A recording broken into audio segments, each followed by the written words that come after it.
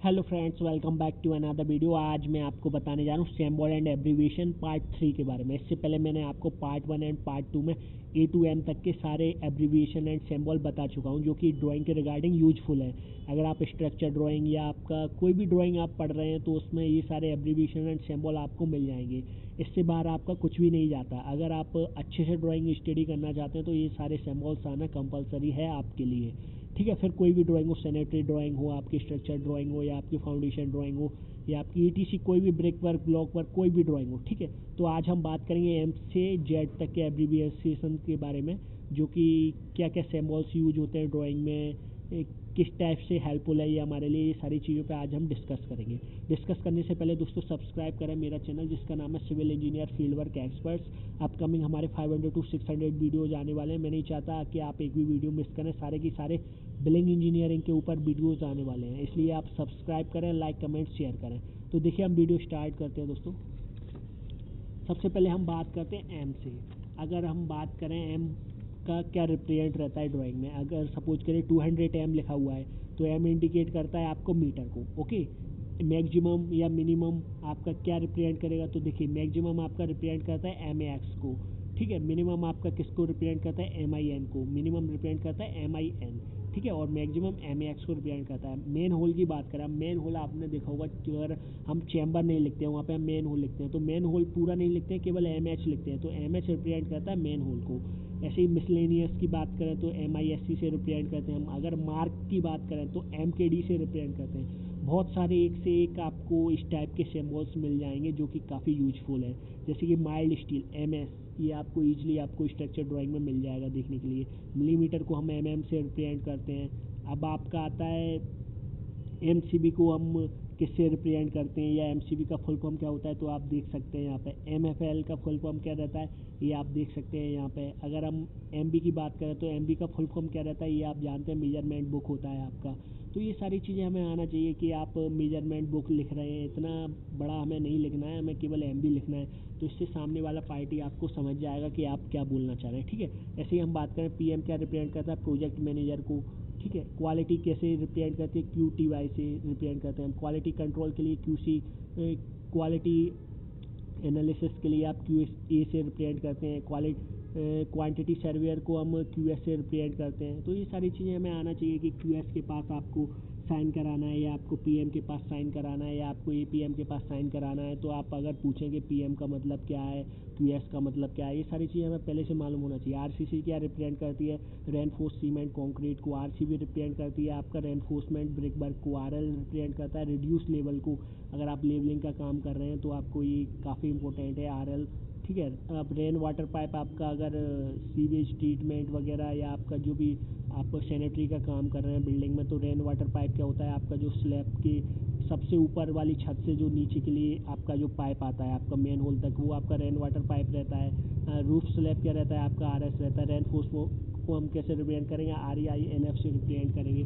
तो ये सारी चीज़ें हमें क्या आना चाहिए। तो देखिए, और भी कई सारे इंपॉर्टेंट्स हैं जो सिम्बॉल्स हैं जो कि आपके काफ़ी यूजफुल हैं। जैसे कि हमें बात करना है note to scale.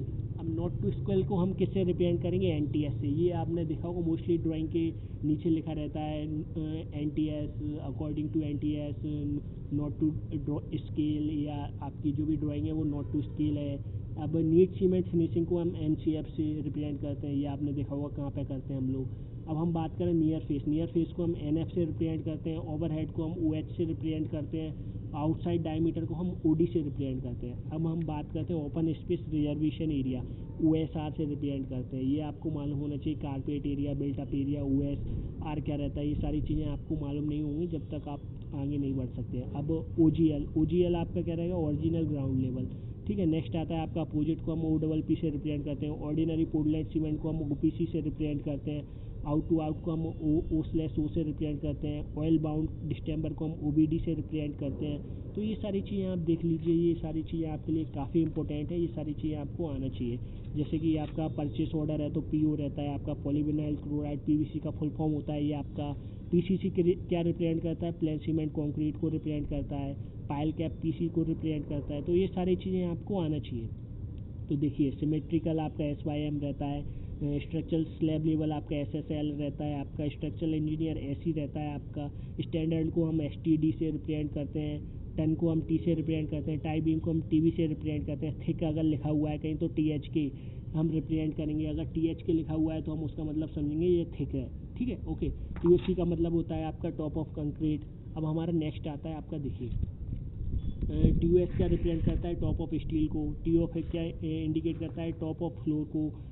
Under side अगर रिप्रेजेंट करना है तो U/S से हम रिप्रेजेंट करेंगे, unless noted otherwise UNO represent करता है। तो ये सारी चीज़ें हमें आना चाहिए। देखिए अब अगर हम बात कर रहे हैं वर्टिकल की, वर्टिकल कैसे लिखना है हमें शॉर्ट फॉर्म में, तो VRRT ये सिंबल रहता है वर्टिकल का आपका। वाश बेसिन को हम WB से रिप्रेजेंट करते हैं, ये इनके सिंबल्स रहते हैं। जब तक आपको ये मालूम नहीं होगा कि WB आपका वाश बेसिन का सिंबल है, जब तक आप कैसे पता करेंगे कि WB क्या है। ऐसे ही अगर हम बात करें वर्किंग पॉइंट की, तो ये WP वेल्डेड वायर फैब्रिक का WWF। अगर इस कोई सेक्शन है आपका तो L75/6, तो ये आप समझ सकते हैं L75/75/6 का सेक्शन है, 6 mm थिक है, 75 mm 75 उसका लेंथ और विड्थ है। MB 300 का मतलब क्या रहता है, इससे आप समझ सकते हैं ISMB 300 है ये। MC 200 का मतलब क्या है, ISMB ये 200 है।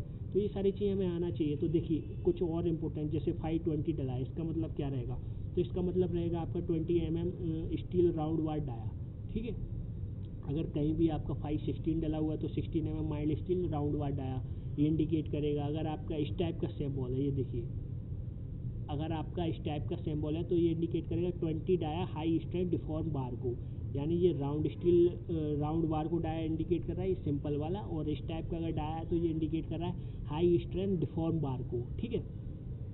तो देखिए इनमें आपको कई सारे इंपॉर्टेंट एब्रीविएशन आपको मिल जाएंगे जो कि आपके यूजफुल है, बहुत ज़्यादा यूजफुल है ये सारे इंपॉर्टेंट। जब तक हमें ये आएगा नहीं, जब तक हम कैसे पता करेंगे कि कौन सा हमें यूजफुल है। अगर आप ड्राइंग स्टडी करेंगे तो कहीं ना कहीं ये आपको सारे मिल ही जाएंगे, अगर आप डीपली ड्राइंग स्टडी करते हैं तो। जैसे कि आपको सबसे ज़्यादा देखने को मिलेगा water closet WC, wash basin का आपको WB मिल जाएगा। अगर हम बात करें वर्टिकल हाइट की या वर्टिकल पोल की, या आपका कोई भी वर्टिकल मेंबर है स्ट्रक्चर में, तो VRT आप रिप्रेजेंट करेंगे। तो इस टाइप से सबसे ज़्यादा देखने वाली चीज़ें आपको ये मिल जाएंगी इसमें। जैसे कि मैंने MB बताया था आपको, ये सारे कई सारे इंपॉर्टेंट्स हैं, जैसे MB top of steel TOS represent करता है। तो ये सारी चीज़ें आपको मिल जाएंगी। अगर आपको दोस्तों वीडियो अगर पसंद आए तो प्लीज़ सब्सक्राइब करें मेरा चैनल, जिसका नाम है civil engineer fieldwork expert. Civil engineer fieldwork expert subscribe करें हमारा चैनल। देखने के लिए धन्यवाद।